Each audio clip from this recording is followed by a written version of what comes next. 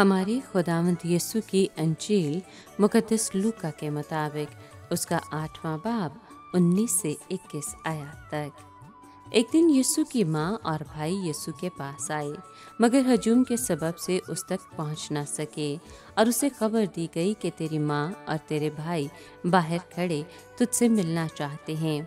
उसने जवाब में उनसे कहा, मेरी माँ और मेरे भाई तो ये हैं जो खुदा का कलाम सुनते और उस पर अमल करते हैं। पाक कलाम के पढ़े और सुने जाने पर खुदावंद की बरकत हो। खुदा का शुक्र हो। अजीज दोस्तों, आज के कलाम में हम सुनते हैं कि यीशु को बताया जाता है कि देख तेरी माँ और तेरे भाई तुझे मिलने को इंतज़ार कर रहे हैं। वो भीड़ के सबब से उस तक पहुँच ना सके थे।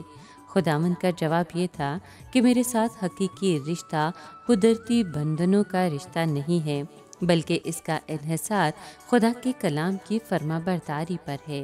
वो उन लोगों को अपने घराने के अफराद शुमार करता है जो कलाम को सुनकर कांपते, हलीमी के साथ कबूल करते और इस पर अमल करते हैं।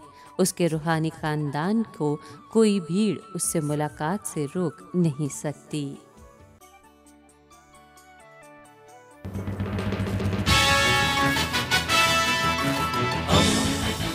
दोस्ती का पैगंबर, रेडियो वेरितास एशिया।